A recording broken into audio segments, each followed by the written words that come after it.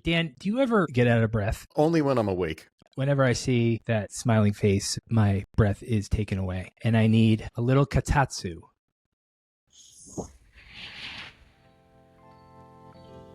And let the heroin opiate rush over my body like porcelain on a doll.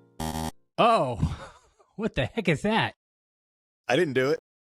Somebody just AI'd me and put a thumbs down bubble on me. Jesus, that was cool. Yeah. I feel like I'm in Star Wars. Okay. Is it because you mentioned the H? Did you do that? It's crazy. I didn't do it.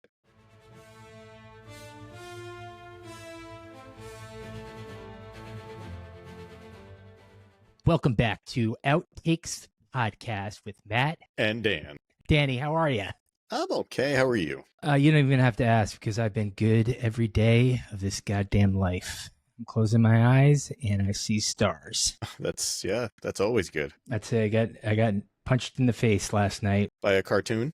Of course, by Wile E. Coyote, my bestie. That's when you see stars or little birds. Little tweets. Little tweets. Tweet. There are no birds in Star Wars, though. Yeah, but you are very cartoonish. Last time I saw you take a nap, there was little Z's floating up from your face. I thought it was pretty amazing. When I sleep, it's very rough, very aggressive. I sleep aggressively because I'm fighting for my life every day. So, Dan, start us off here. Dan, what are we talking about? I think we're talking about Star Wars. Bullseye. I know we're both fans. I'm an actual fan. Speak for yourself. Oh, you're not a fan at all? Speak for yourself. Well, I'm a fan of Star Wars, and I have been since I was a wee little lad. A little Dwy boy. A little yes. Dwy in the choir. A little choir Dwy boy. Yes, a little Dwy baby. Yeah, so Dan, walk us through your first formative Star Wars experience, if you may. First time I really watched Star Wars was in first grade. Where were the parents? My parents? Well, my mother, she died during childbirth, and then my father went to go basically serve some crazy old man that ruled the galaxy, and I was left on a moisture farm on a desert planet, dreaming of adventure. That's where I found you. You look so pale and squalid, but you had a nice racer. Yeah, it's called a speeder. But I remember the first time I saw you with your golden metallic body. I am Anthony Daniels. I am a British accent. C-3PO. Turned out it was just jaundice, but... Touche. Real touche. That's a whiplash. Got it. Got him. But I was in first grade when I really started watching Star Wars, and I got way into it. Maybe a little too into it. Every time I watched fireworks, I would try to call out which type of Star Wars ship was exploding in the sky, because I was just imagining I was watching a space battle. I would buy one of those cheap-ass light-up sword things that you could get at like parades and stuff like that, and I just wished it looked like a real lightsaber. And I wish it worked like a real lightsaber, but it was a piece of shit. And it's pronounced lightsaber? No. Yeah. Well, okay, so you didn't get the saber. You had one of the glow sticks. Yeah, basically. Okay. It was basically a flashlight with a piece of plastic on top, you know? The Return of the Jedi came out in... Sorry, I just kicked my camera stand. The Return of the Jedi came out in 1983, which was the year we were born. So I loved it, but I always felt like, I wish someday they would make some new Star Wars content. And then years later, George Lucas decided to make the prequel trilogy, and then years after that, he sold it to Disney, and now there's so much Star Wars content, can't even keep up. It's coming out of your asshole. Yeah. That's what I say. So you were starving for Star Wars. And would it be fair to characterize Star Wars as a religion for you? Are you a zealot? No, I wouldn't go that far. I'm not like those guys I know there's actual people in like the UK that they're of the like Church of the Jedi, like treat it as a religion. They actually put the lightsaber in their butthole and they go cheek to cheek and they they glow up. Every time they rub against each other, you just hear meow, meow. On the spectrum, which you are on many spectrums. I'm a big fan. I wouldn't even call myself a super fan. There's people out there that really they probably know all the shit that I don't know, you know, like things that were technically had a name that wasn't said in the movies that you can find in some Star Wars encyclopedia. I'm not that far into it. I don't know all that stuff. No, fuck that. Fuck that shit. This is a movie. You want me to read now? I already had to do that during the title crawl. Jesus Christ. Yeah. Dan, if you could assign yourself a rank as a Star Wars fan, Well, I'm pretty good. I don't know that I'd be up to Grand Moff or anything like that, but I might be a general. Okay. Do the Jedi have a ranking? I'm probably going to screw this up, so any super fans out there, I apologize. But, they have the Padawan learners, which are basically the Bitches. trainees, the apprentices, and then they have a Jedi Knight, and they have a Jedi Master, and, back in the days of the Republic when they had the big Jedi temple on Coruscant, and The good old days. the top dogs sat in the circle in the the Jedi conference room, I'll call it. But Yoda, Mace Windu, All the eggheads. All the freaking eggheads. They were like the board of directors. They called all the shots. Yep. It's now, and I'm not going to want to step on too many of my points, but let the shitting begin. How is the Jedi Order sounds a lot like the freaking Empire in terms of the hierarchical system going on. I mean, geez, why can't we all just be equal? Why do we have to assign labels to it? God darn it. Yeah, well, the Jedi, getting a little too full of themselves led to their own downfall. That's true. They felt a little too high and mighty, didn't even see Darth Sidious coming. Couldn't even see it. Couldn't even see it. They actually reported to him. The Chancellor Palpatine. They liked him. He had a show on NBC. It was great. I mean, he hosted SNL a few times. Let's fast forward to the 90s. From 97, there in about. Enter me, enter Star Wars. Let me go through that exit, which is an entrance as well, because I don't know if I want to stay or go. I'll stay. You say that about your butthole too, don't you? Of course. I mean, stuff can be stored up there. It is a hole, and it's all in the eye of the beholder. Yeah, your sphincter's like those old Western saloon doors. You could swing them either way. I declare a decree: no more gay jokes for the rest of the podcast. But hey, what's gay about that? Right. I'm sorry to my allies. I meant scratch it. Let's keep going. So you see how I get uncomfortable. At 97, enter Star Wars in your life. Enter me. Okay, this was the year before I reconnected with my good old friend, dear Dan Dwy. He was toiling in Titusville Middle School while I was living it up in the hallowed halls of Trinity Pauling School for Boys. My mother, sensing that I was not as cute as I used to be, so the kidnapping quota was much lower of a threshold. So she felt it safe for me to go to the movies by myself. At that point, she probably would have welcomed it. She would have welcomed, no doubt. And so I went to see. Actually, I saw the first two, A New Hope and Empire Strikes Back. I saw A New Hope when I was 13, with my dad for the re-release. The re-release with the added CGI and all that stuff. The CGI, and I was so excited because I was like, "This is the way it was meant to be seen, not on a VHS." And so we went to go to this movie.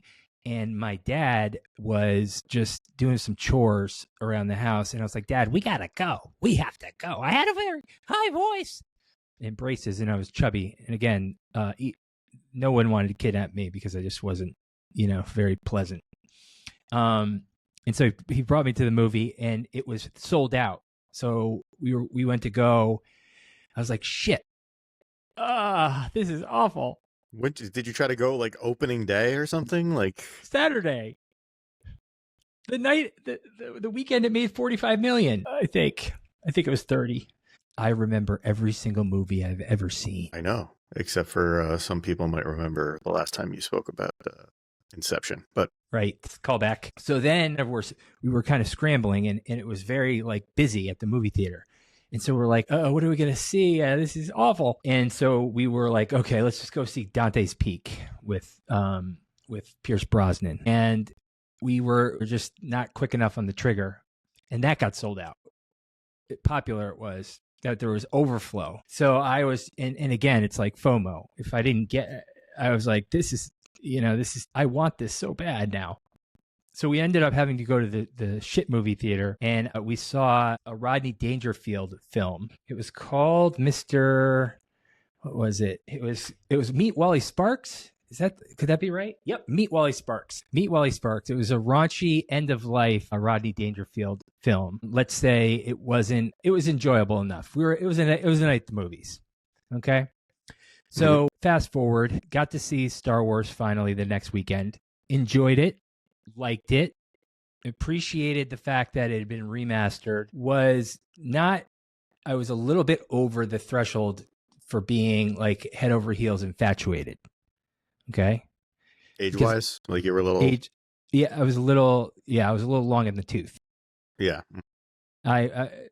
It's what you call rational. I was a rational person. Okay. When it came to this stuff. So yeah, because, even though I was also 13 at that point, watching the remasters in the theater, I already had a feeling of nostalgia watching it that you didn't experience, because that was right. Yeah. Right. You maybe maybe you had dreamed that you were a 13-year-old boy in 1977, possibly, maybe. Yeah. Yep. So yeah, I did. So Dan, okay, so you were feeling nostalgia. Now was that nostalgia joy? It was joyful, correct? Can you feel joy? Yeah. And then so then they had I think it was so that came out in February, I want to say. Let me look here. I believe it came out in February of 97. And then in March, Empire Strikes Back came out. And that was one hit me for it stung me in the ass. I quite enjoyed that one. I saw it in Disney World with my father, who was just starting to wrap things up with me in terms of our relationship. I wish him well, but Dad, write me back. And that I enjoyed, especially being in Disney World. For some reason, I know that the properties hadn't meshed up yet, but there are some Lucas elements to there was still the Star Tours ride there that right before they revamped it and everything like that. But yeah. So it was a good place to see the movie. And then I saw the third one by myself in a movie theater during spring break when everyone else had off or was in school. I was watching Star Wars the third one in a movie theater with no one. It was empty, in an empty movie theater. And I was like a pig in shit. I said, when I get my license, I'm going to do this every single fucking day. I said freaking. Every single freaking day. This is awesome. And I was, I know The Last Jedi gets a lot of criticism. Whatever. Who gives a shit? But I liked Leia.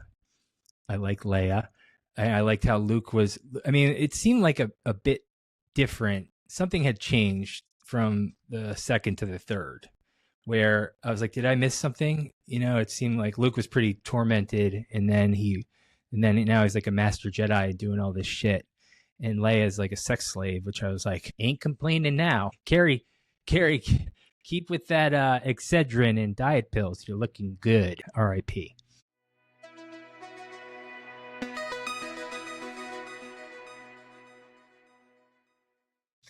So I was kind of on the periphery, to sum it up. To make a long story short, I was on the periphery.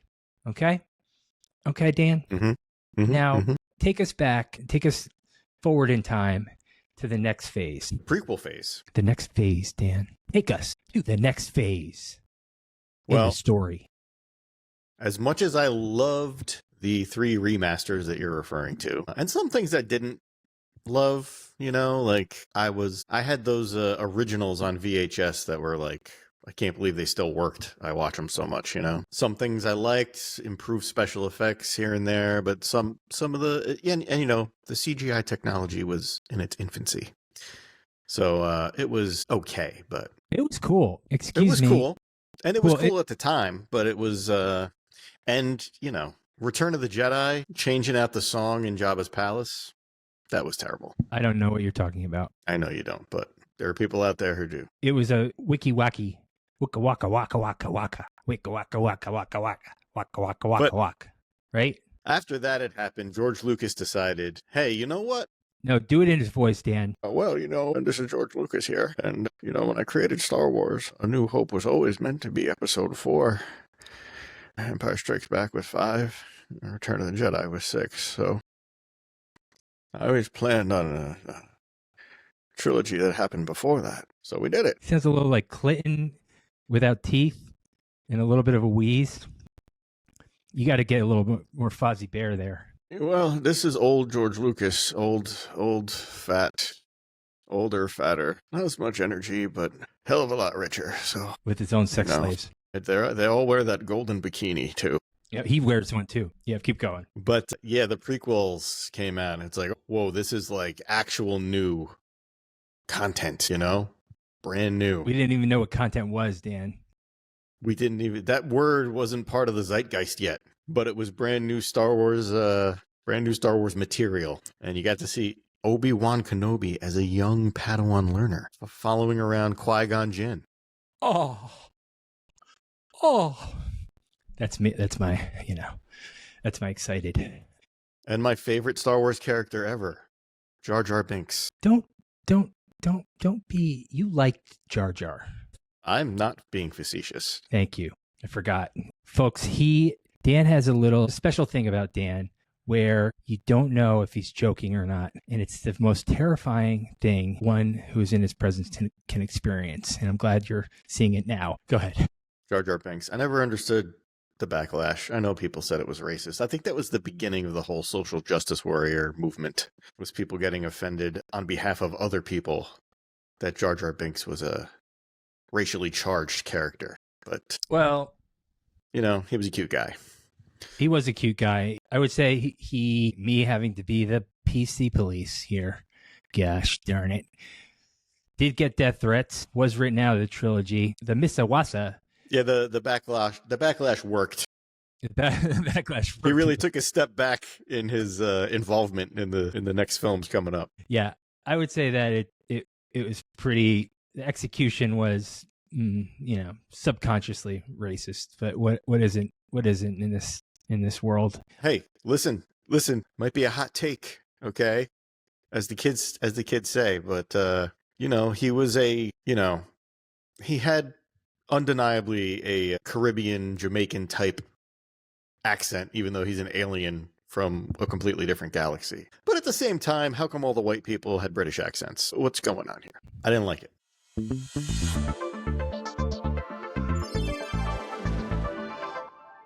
I was so just engulfed in the world of Luke, Han, and Leia, Chewbacca, that I'm like, that's kind of in the universe. This isn't really Star Wars. So then I went to see it in the theater like 3 more times. You saw it 3 more times? Yeah, by myself. And then after we saw it, I was like, you know what? I do like this. You convinced yourself. It's actually pretty good. Yeah, bullshit. You convinced yourself. You wanted to like it so bad. There's a lot of people that still have an issue with the prequel trilogy. There's not people, and I still don't think it's as good as the original trilogy, but I do like it for what it is. You like it because, okay, Matt, take a step back, all right?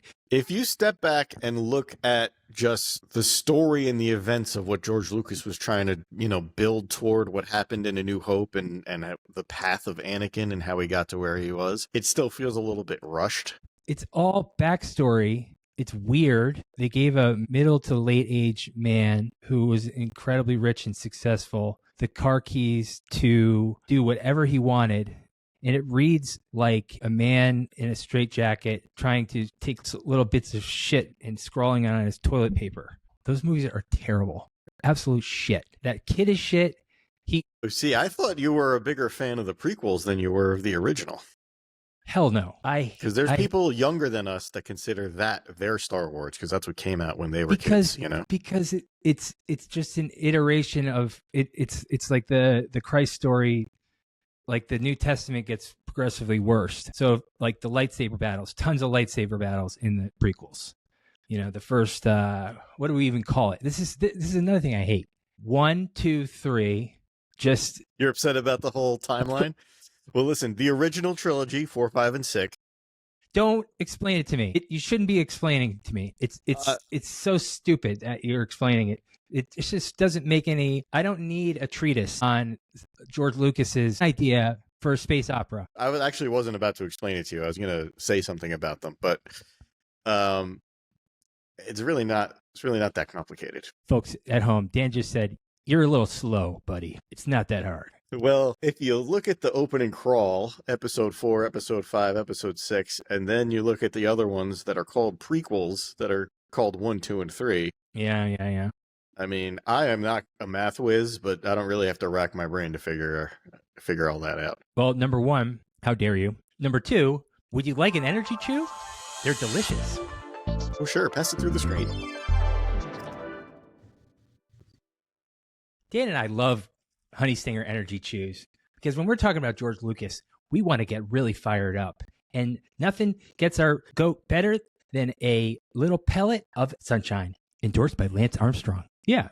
Okay, Dan, as we were saying, George Lucas had an idea to do a space soap opera.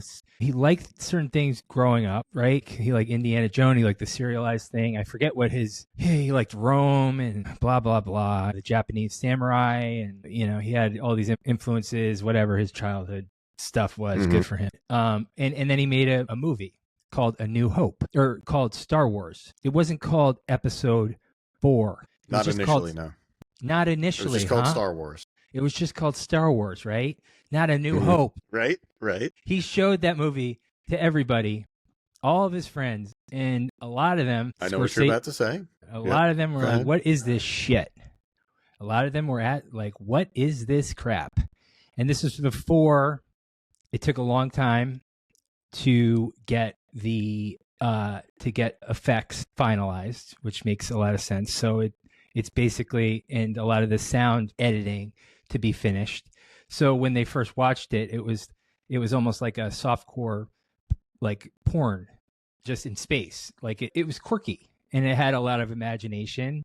Yeah, I also heard it was just generally shit until someone else helped him edit the scenes into a different order that made it a good movie. My understanding is it didn't come into shape until they really finalized the score and the sound effects. And then the sound effects were incredible and the score was incredible. John Williams made that movie. And then they teased out some really cool ideas, sort of like in the same way that another movie that came out the same year as A Phantom Menace did very successfully, The Matrix. You could take Phantom Menace by the knee and smack it right in the patoot really hard. How do you feel about The Matrix Reloaded? You know how I feel. Well, it's McDonald. It's McDonald. Do you think that is an apropos comparison to? Yeah, in terms of its shit. Yeah. The Matrix Reloaded is pretty shitty. I mean, it's got some great action sequences, and it's doing the fan service thing, which we will talk about later. I have been waiting for the term fan service to come up in this conversation, but if you want to save it for later, let's save it for later. So, okay, Dan, there are some cool, like Darth Maul. I think was a cool element to the movie. Yeah, one of the things that younger me didn't like about the Phantom Menace the first time was that Darth Maul died, because I was like, oh, I wanted to have like a Darth Vader figure that like he's the bad guy all 3 films long. Yeah. I don't know why they did that, but I think you have a hard time letting go. Okay, and we're going to get to that later. I agree. I don't know why he again, this is George Lucas was making all the decisions. He wasn't taking notes from people. I also just wanted to say, when they were making the first Star Wars, again, he was not looking. Sequels and franchises did not exist the way that they do now. Star Wars basically built that, right? Mm-hmm. Yep. Jaws was the first blockbuster, and Star Wars was like the first, real franchise building, fantasy epic or whatever. In this book, Down and Dirty Pictures by Robert Biskin, he shits all over the Star Wars movie, just the first in the 70s. Lucas really didn't know what he was doing in terms of, he was a little in over his head and it could have gone sideways quick. Anyways, he argues that that Star Wars was a de-evolution of cinema culture after like the heady 70s. People called it a cheap amusement park ride. That was Pauline Kael. Mm-hmm. I'm getting a knock. 1 second, Dan. Yep. Bye, love you. That was my mom. How sweet. I'm glad you guys patched things up. So then we saw Phantom Menace together. And then we saw the second one again, whatever the second one was. Attack of the Clones. Yeah. Attack of the Clones. Awful. I fell asleep. You had to wake me up. I had no idea what the fuck was going on in that movie. Don't try to explain it to me, you son of a bitch. I'm not. You could see me fighting it though, right? Yeah. You see, it was the Republic. And I know. It's just like Rome. And then the last one was pretty okay. I liked when he became Darth Vader and all that. So yeah, that was my favorite part of the prequel trilogy was like the last 2 minutes of Revenge of the Sith. You saw Darth Vader walk up to the Emperor on that Star Destroyer. And you're like, hey, there's Star Wars. Pledge my fealty. I pledge my fealty to you. Okay. So, Dan, rank them for me. We're going to skip ahead. I want you to rank the Star Wars movie in your personal favorites, because then it's going to lead us into our discussion. So I want you to rank all the movies, include every single one that you've seen that's in the Star Wars canon. Okay. Well, there's a lot of them now, but first of all, start from the least to the least the to best. My least favorite to the best one. Yeah. Okay. My least favorite, The Last Jedi. Okay, got it. Followed by Rise of Skywalker. Okay. And The Force Awakens wasn't so bad. I'm not going to put that third. Probably a Phantom Menace, Attack of the Clones, then The Force Awakens, then Revenge of the Sith. Okay. Solo, A Star Wars Story, Return of the Jedi, A New Hope, Rogue One, and the best of all, The Empire Strikes Back. Okay. So say that one more time. After Solo, it's... So what's your top four? Return of the Jedi, A New Hope, Rogue One, and The Empire Strikes Back. Okay, wow. So I was going to say you're a basic bitch, because I thought you were going to basically just have what everybody else has, but I'm glad that you switched it up a little. And you know what? I'm sorry for calling you a basic bitch. You're not a basic bitch. You're very smart, intelligent, beautiful, young. I'm a very complicated bitch. Yeah, you're complicated. Okay, so I'm glad you included the other Star Wars films as well, because I needed you to I needed that. Okay, so that's interesting. You like Solo. I thought Solo was fine. Mm-hmm. So your favorite of all time is Empire Strikes Back. Oh, Empire Strikes Back. That's number one. Top of the top. Okay. Wait. So Empire Strikes Back, number one. A New Hope, number two. Return of the Jedi, number three. And no, I think I had. You reversed. I think I had a New Hope as number three. Number two was Rogue One. Oh, right. Okay. All right. So here I go. You ready? Okay. Worst. Attack of the Clones. Attack of the Clones. Phantom Menace. Second to worst. Third is Revenge of the Sith. And I mean, what is it? The third one. Darth Vader Comes of Age. A boyhood story. What's the sixth one? The sixth one? Episode 6? Episode 3. Revenge of the Sith? No. Episode 3. Revenge of the Sith. Yep. And then you know what? I'll give Revenge of the Sith. I'll switch Revenge of the Sith. Actually, Last Skywalker, and then Revenge of the Sith, and then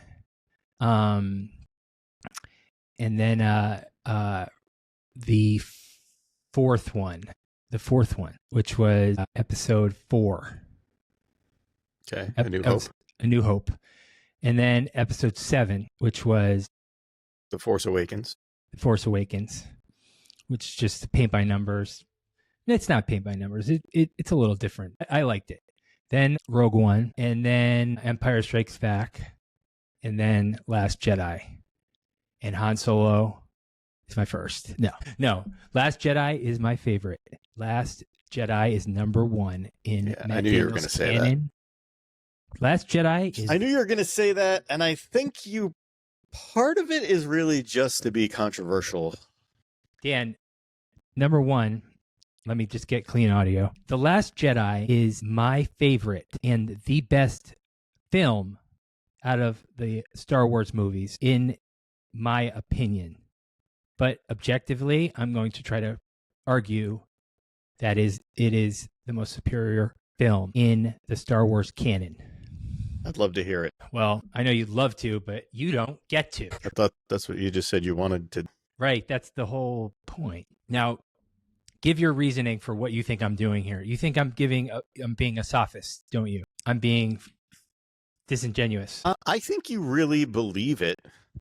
I don't think you're being completely disingenuous, but I also think, listen, we all know that you know a lot about films and you've seen a great many of them. I've seen over 250.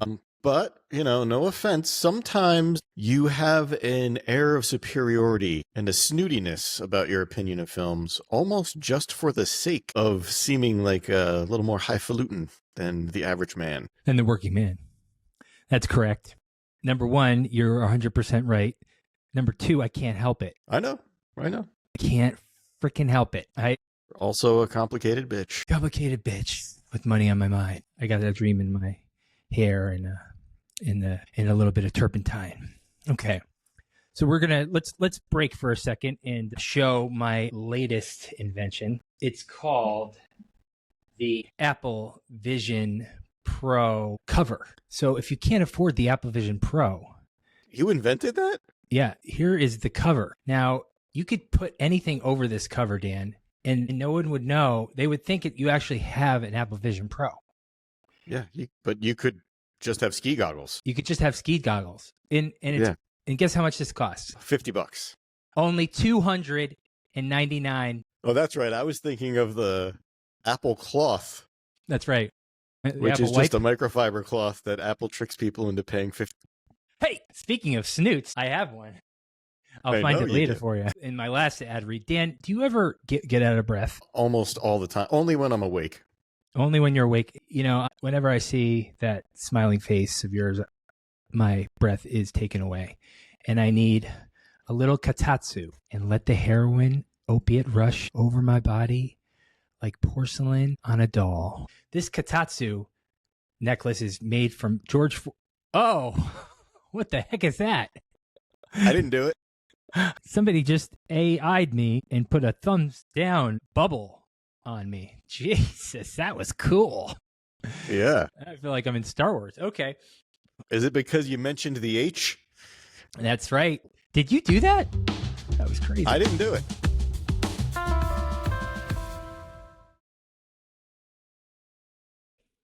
So, Dan, are you ready? We are going to do a debate format, 1 minute, arguing for The Last Jedi being the worst film in the franchise. Do you want to do rock, paper, scissors? I was very interested in hearing your case for why it's the best. Okay. You're only going to have the ability to cross-examine what I say. You're not going to have the chance to have an opening statement. You will for the next round, but okay, that's fine with me. Okay. And I have the more, I think, popular opinion on it. So I really want to hear your okay, where you're coming from. Okay. Where's my document? I have a whole document. Did you write an essay already? Yeah, Dan, I researched this. You researched your opinion? That's crazy. I thought that was I thought that was a bad thing at first. No, I took notes. When I was watching. All right, 1 minute on the clock. Dan, you ready? I'm ready. Okay. All right. First line in the movie is a hilarious joke with General Hux and Poe. He's tooling with you. Do you remember that? That was funny. Mm-hmm. That was funny. That was a strong beginning. I love Domhnall Gleeson in this movie. He was great comic relief while also providing a little bit of menace. Not every single character was successful in The Last Jedi, okay? But their A, B, and C storylines were largely entertaining and drew me in, okay? I didn't know what they were doing with Rey and the other guy who's got the Kylo Ren. I didn't know where that was going, and it surprised me. I literally was titillated from their on-screen chemistry. That's it. Was the whole timer? That can't be a minute. I'm going to let you keep going. Okay. You barely said anything. So the Poe storyline of, sort of cocky, arrogant, messing with Leia. I know Laura Dern's character was terrible, but he had a sure-footedness that I enjoyed, and I don't think people are going to argue about that because he's a white man who's Oscar Isaac. Who doesn't like Oscar Isaac? The more important storyline, the Rey and the Kylo Ren storyline, it's about subversion. It's just all about subversion. It's taking his toys and doing something different. He's trying to take what was built and mold it in a little bit different of a fashion. And that's why when he throws away that stupid fucking helmet, stop playing with the helmet, it really hit me. Yeah, he is just a little bitch with a helmet, and he needs to take that off. And then he gets shirtless, and it really titillates me. Love that. Okay? The thing about Rey being a no one from nowhere, it goes against the blood lineage, which is kind of weird that you need to have Skywalker blood to be magical. And all this shit about people who didn't like that certain things happened because it went against their rules. It's science fucking fiction. Okay? It's science fiction. Leia can fly. She can fly. Okay? There's no problem with her flying. She's a middle-aged woman, and she's allowed to fly. She can't fly. She didn't even fly in the movie. There's no reason why she can't. There's no reason why she can't. She didn't though. Whatever she did, she can do it. I was fine with her doing it. And my last point is the Snoke part. I genuinely loved that scene. I love that. I didn't expect it coming. The Snoke character himself was so cool. He was just trying to bitch out. He was trying to bitch out Kylo and Rey the way that these Star Wars fans try to bitch out everyone by saying like it needs to be this way. I see everything, and he's just like Kylo Ren's like fuck you, and he slashes him. I don't care about the logic of you're not supposed to do this with the lightsaber or blah blah blah. It was cool. It was unexpected, and there was no booing in my theater. All the stuff that came out after it was there was that lack of fan service that they got from the characters. The same thing with the Rose character. I know was again subjected to a lot of hate, but it actually created an interesting foursome setup where John Boyega, what was his name in the film? Finn and Rey and then Kylo and Rose, they were going to come to a head in terms of the relationship dynamics. They were setting up the puzzle pieces there. That actually could have been something interesting, but they totally punted with it in the next film. But a standalone wise, it was great. I thought they were going to drive around in the Mystery Machine in the next one, but it was a daring film. It was a daring film that took chances. And Luke at the end, where he meditates the fuck out of his nephew, he outthinks him, and then he dies. He dies just seeing the binary sunrise. It was fucking cool. It was cool, and he had a cool beard. And I regret shaving mine because he had a cool beard. And I also like the porgs. And little known fact, those porgs were actually puffins that they couldn't edit out. So they had to keep them in. And they're actually puffins in Ireland. True story. Those are puffins. And they really did eat them. Your eyes lit way up when you gave that little known fact. Yeah, I like that one. I like that one. So anyways, that's about it. That's what I got. So go ahead, tear me apart. Well, I watched it in my ski goggles because I can't afford the Vision Pro. But okay, I'm going to start with the Snoke thing. All right. Now this kind of goes to my point of what I was saying about you earlier. Now, do you like the subversion and the shock of it for the sake of the subversion? No. I do not. Because that's what it sounded like. It sounded like, oh, it's so unexpected. It's so against what the Star Wars fans needed to see and their stupid rules. You view the Star Wars fans as the Empire and yourself as the Rebel Alliance. Like, I'll show you. I'm going to ruin your fucking movie. Objection. It's not supposed to be a personal attack. No, it's not a personal attack, but it's the way you spoke about not having fan service and how come the fans have rules and you can't do it this way, you have to do it that way. You seem to get very angry about the fact that Star Wars fans want Star Wars to be a certain way. Now, you not being a Star Wars fan, I understand not caring about, but when the opening music starts, what words do you see on the screen? A long, long time ago in a galaxy far, far away. I would like to just say I am a fan. of this. I've watched every movie. I am a fan. Oh, okay. So I don't know why you were talking about Star Wars fans with such vitriol, if you are one. Maybe you're a self-hating fan. I don't know. I think the fandom is toxic. The Star Wars fans are toxic. They're brutal. They're terrible. Awful. Yeah. A very big segment of them are. All of them. They're weird. Yeah, the people that definitely take it too seriously. But I will say, one of the things I enjoy the most about the original trilogy is the fan service. I don't see a problem with fan service. The fact that George Lucas didn't let Han Solo die like Harrison Ford wanted him to because he could sell more toys, I'm with it. I was a little boy. I wanted to keep watching Han Solo, keep being a fan of Han Solo, and keep buying Han Solo action figures. Snoke was supposed to be the new version of Darth Sidious, the Emperor, and then he died like somebody swatting a fucking fly. It was ridiculous. Anybody that really knows Star Wars and knows his dark side abilities in the Force, and if you're in the suspension of disbelief and in that world, then you can no longer suspend your disbelief because of what you know to be that universe is just getting shit on. Luke Skywalker dying at the end. I didn't like it because I'm a fan of Luke Skywalker and I didn't want him to die.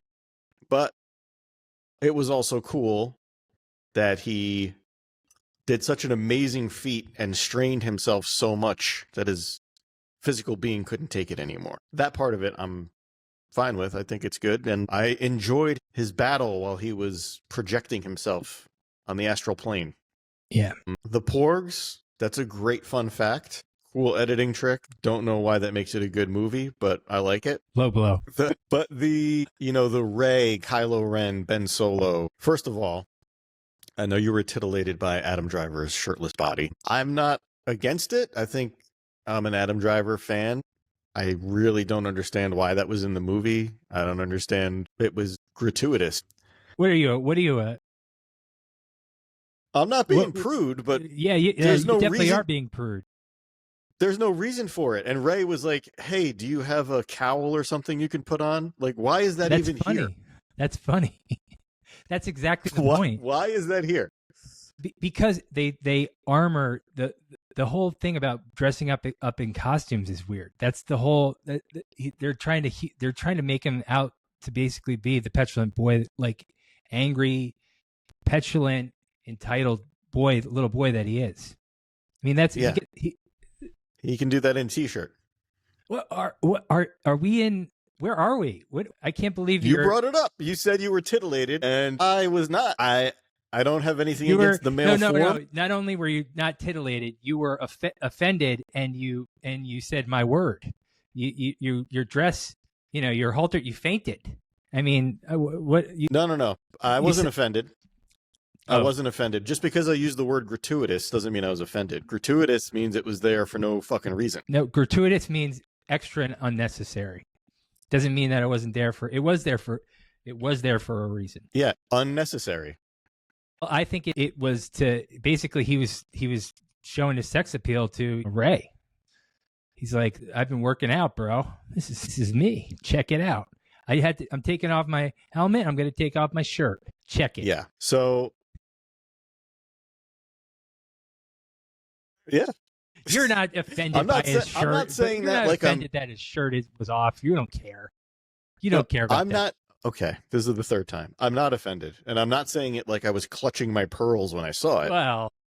I just was like, okay, I don't, like, why? Right. You can cut that out of the movie. You can cut Ray's response out of the movie, and you'd still have the same movie. Okay. Yes. Yeah. Okay. But it's not. That's like there's something larger that it goes against the Star Wars credo of having a shirtless guy. Is that what it was? No. Luke was shirtless in Empire Strikes Back when he was in the Bacta tank after they rescued him from the Wampa. So what was the problem with him being shirtless? Okay. Other than it being, it's because it was stupid. Okay. Well, I think I won that argument. I wouldn't even care about it as much if they didn't have Ray go, can you put a cowl on or something? If they didn't have that part, I wouldn't even care as much. That part made it really stupid. If the guy's there with his shirt off, just keep talking to him. I thought it was funny. He was like, that's a little extra.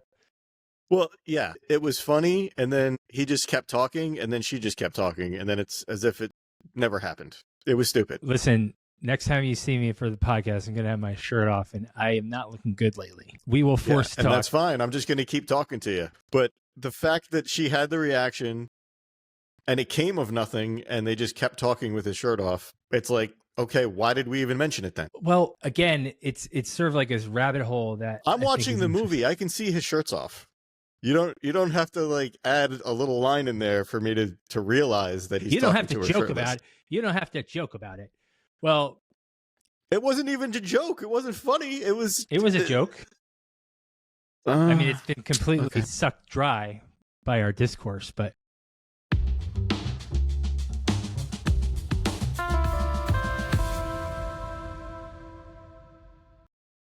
Anyway, yes. Yeah, so I'm looking at you making another list. You go now. Okay, you brought up some fair points. Fair points. That's what you always say after a person gives their points. That's what you say. Okay, that statement you just made was gratuitous. You can just When I saw the movie, I thought it was very cool. And then seeing readings about it and talking to you and seeing how the discourse was going in this direction that I didn't quite understand, and I think that's where I started to develop like the real Zag, because I was like, oh, this is cool. Like I do like movies, and I have like the affinity for like good story twists or something where I'm like, I think that this is like a bold choice, and it was unexpected, and it gave me the shakes. It gave me the tingles, you know? Now Hey, again, do you know who else disagreed with the script? Don't put me in the camp with anyone who Donald Trump, darn it. No, who else disagreed with the script? Oh, the actor, George Lucas. Mark Hamill. So like I could give it two shits about what an actor thinks. And number two, he actually soured way on the movie after the fact, not before the fact. There's a lot of stuff that he liked about it. The movie, the discourse of this has gone way off the deep end. Hold on. He soured on it after the fact. Yes, he had a lot of arguments during filming. Mm-hmm. Yeah. Well, so that's fair. Why could you give two shits about what an actor thinks? That's the one actor that's been portraying the role for. Because actors are there to recite lines. He's not a writer. Respectfully, Luke. You're 5'5". Okay. So you don't think that as an actor, somebody tries to get to know who the character is to best portray them? That's good. I think it's an important part of the process. But I think actors ultimately, you could have good. Because at the end of the day, Mark Hamill shut up and did the job, even though he wasn't happy about it. Yeah. No, I don't disagree. I don't disagree with that. I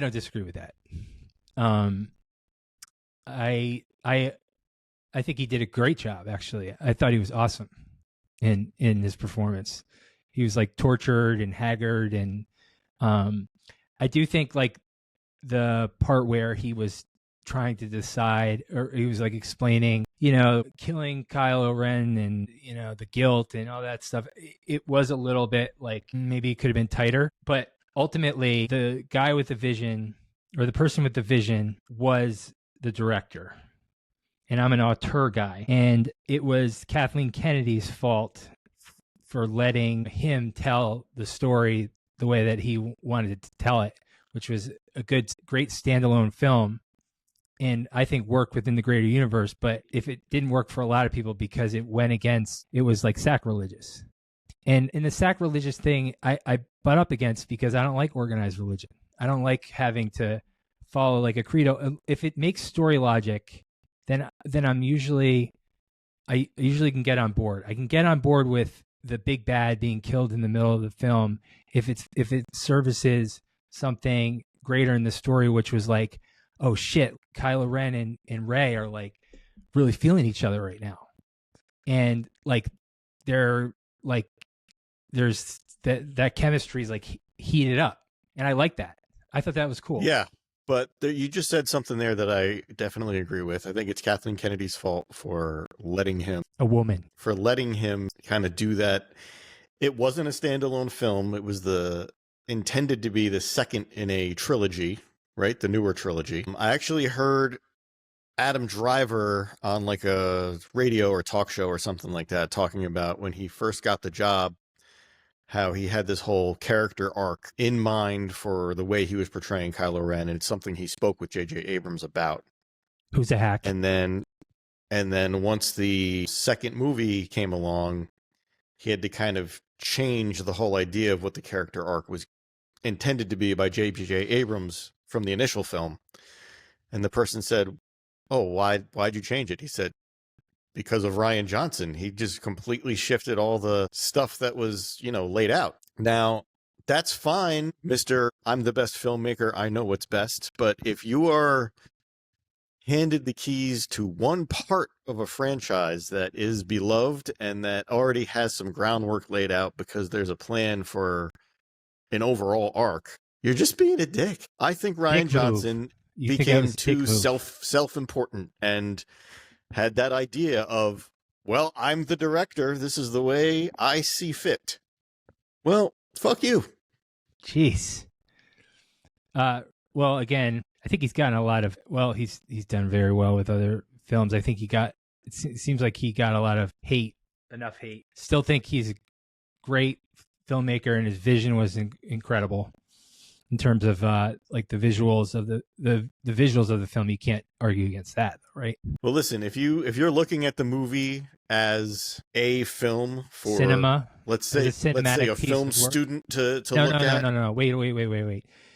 You're looking at pictures. You're saying if you're going to look at the movie, like you're looking at pictures that are moving, which is literally motion pictures, then yes, I am looking at it as a motion picture. That's not what I was saying at all. You're saying that as a film student, you're saying that I'm coming at it from a snotty point of view, where I'm saying I thought the red like sand and the bodyguards for Snoke and the overall, like the way that the lights would, like the strips of the lights when they're moving through space and it's like just going fast, like the light speed. I thought that was cool. The visuals were cool.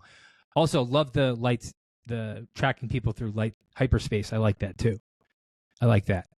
That was a cool wrinkle. Yeah. But I don't want to be a Rian Johnson apologist. Listen, he's fine in his life and his career. And I don't think he doesn't know how to make a movie. I think he doesn't know how to make a Star Wars movie, especially in a serialized, epic.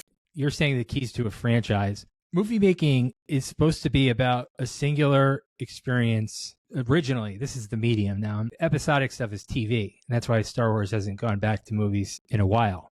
You can argue like he wrote certain things and certain characters into corners. You kill Snoke. I thought that was a great payoff because you like when the light bulb goes off and you're like, shit, I don't think the light bulb went off when I was watching it. I understand fully what you mean about the movies are supposed to be a singular experience, but I will point out the title of the movie, The Jedi Rises. It is called Episode 8, The Last Jedi. But fan service can ruin film. That's ruining the movie. Did you like Batman v Superman? Here's what I'm going to say. Wish fulfillment does not make good movies. Because you are servicing the fans, and even if you're making a silly, goofy movie that's not really a good movie, but the fans like it, and the fans that have liked all the other films like it, why is that wrong? I'm not making it a binary right or wrong. He actually opened up the door in some ways to telling other stories in kind of daring ways. Like Andor is a good example, where it's basically like a murder procedural in the Star Wars world. He was just taking risks and subverting some expectations to basically, and I don't even think he was really trying to subvert, like fuck with anyone. That's the thing.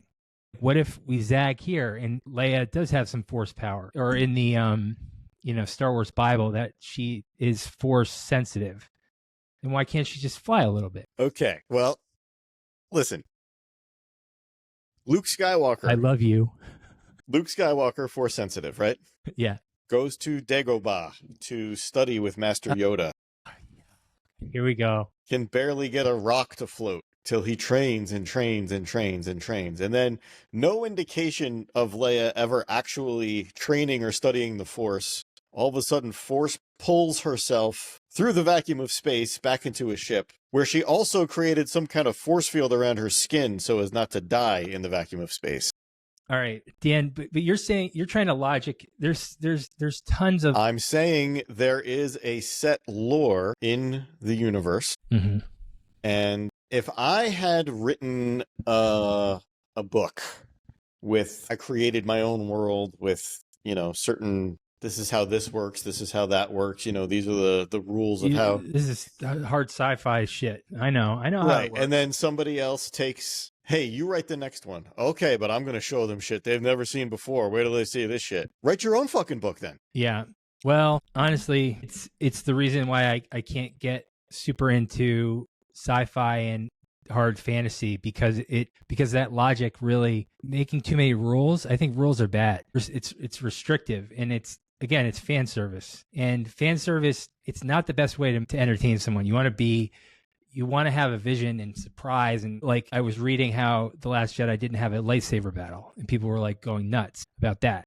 People were, I don't know, but they did have lightsabers in the Snoke. They did, yeah. The more toxic elements of the issues with that film is what really started to put me over the edge, where I'm like, okay, now I don't like the Star Wars fandom. I'll give you one example. The Death Star was blown up twice. What the fuck is that? What the hell? I don't understand what you're saying. Why did they just build a bigger Death Star? That's the dumbest thing. It's the dumbest thing ever. Why did they build a bigger one? Yeah, I mean, that it just doesn't. They blew it up once, and then now they're just going to build a bigger one. That's stupid. Okay, well, I didn't think that was stupid. Plus, they didn't blow it up the same way. You know what I mean? Like, they explained in Rogue One that the guy who designed it purposely designed a flaw into it. So they retconned it. Yeah. Yeah. Exactly. The second and that's one what they can wasn't do with finished being built, and they were able to fly ships right into the core because it wasn't enclosed yet. Right. What I do think is stupid is that they tried to bring back Star Wars in The Force Awakens, and now they turned a planet into a Death Star. Like, guys, the Death Star thing was done twice already. Now you have a retrofitted planet with a giant laser cannon in the core of the planet. Like, all right, now we're like overdoing it. Who was a Star Wars film being made for? Well, it should be made for everyone. I know people that don't like any of the Star Wars films. They're just not into it. Down, down, down, down, down, down, down, down. And even though I'm into it and I like them, I'm like, okay, that's not your thing. That's fine. New one comes out. You go watch Dante speak. That's fine. But if you have such a large fan base, why wouldn't you make it for the fans? Because the fans don't know. It's not the fans' job to dictate story. Okay. The fans' job is to watch and enjoy and like lose yourself in the story. I tell you what was made very well and purposely with a lot of fan service. The Mandalorian. Yes, that's a good. Just because you're giving the fans what they want doesn't mean you're gonna make crap. Yeah, there's so much expectations with the Skywalker stuff. It makes it harder to tell the story. It's like, yes, but we can't try this because it's going to brush up against this logic, and this would never happen, and this would never happen, and then you're just nerding yourselves to death. A guy like Dave Figlione, what's his name? Dave Filoni. He needs to work with the other guy. What's the other guy's name? Jon Favreau. Jon Favreau. Yeah, he's just like a standard, filmmaker kind of fan. The Mandalorian was more successful in that respect, but it's also like it's like a Western. It's they go to the town of the week and they save the town and they kind of move on. Okay. Let me change it to Rogue One. Yeah, Rogue One. But again, Rogue One didn't have a lot of things that it needed to, like, loose ends it needed to tie up. It didn't have to, like, if you're going to bring back these characters, like, you're basically screwed. It's very hard to work within those parameters if you want to just, like, you either do paint by numbers or... Well, okay, let me address this with the rules of the universe and having to stay within the lines. Imagine you watched a brand new Superman movie. I'm looking forward to it. Lex Luthor throws a spear made with a kryptonite spearhead at Superman, and It just bounces off of him. Superman picks it up, crushes it in his hands, snorts it, and Lex Luthor goes, "That should be killing you. It's kryptonite." And Superman goes, "Well, found out if I eat grapes, kryptonite doesn't do shit." And then it's all meaningless. Yeah, I don't think he went that out of bounds. I think Kylo Ren could kill Snoke. It's possible. It's possible. Okay. How does the Force work? The Force works, it's like meditation. You have to have a blank brain, which clearly none of these Star Wars fans have. What is the Force? The Force is something that lives within us. It flows in us. It's like water. It's something that it's not tangible, but it's something that you harness. And if you're Force sensitive, then you're able to harness it in spectacular ways where it's this energy, it's sort of this energy, invisible energy system. And if you're able to tap into it, it can be of immense power. Now, if you create too many rules behind it, it loses its coolness. That's what I see the Force as. It's something you don't try, you just do. You let it. You kind of just let. Oh, was that a reworded line from Yoda? It's Matt Daniels Deluxe. It's just like me trying to get you to just say The Last Jedi wasn't as bad as I thought it was. Matt, you are right. Matt, you are right. The Last Jedi, great, good film. Matt, you are right in front of me lying to yourself. Man, I don't like arguing with you. Well, here's the thing, Matt. I think at the end of the day, what we're demonstrating is what happens way too often in this country and on the internet and politically. We both came in here with our minds already made up. Right. With our opinions already in place. And as much as we debate back and forth, I'm trying to change your mind, you're trying to change mine. It's not going to happen. We are going to leave with the same opinion we came with. No. I'm ready. Fuck you, Ryan Johnson. Fuck The Last Jedi. Oh my. Fuck you, Rose. Snoke. Long live Snoke. No, listen, I hear what you're saying, and it's something that's sacred to you. This is a sacred thing to you, Dan. And so maybe I should be a little bit more Force sensitive to your love for Spider-Man. Did I just say Spider-Man? You did say Spider-Man.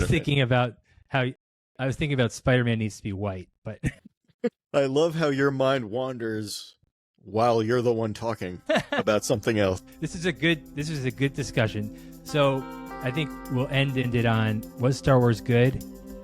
We don't. Some of it's good, some of it's bad. All of it's enjoyable if you're the right person watching.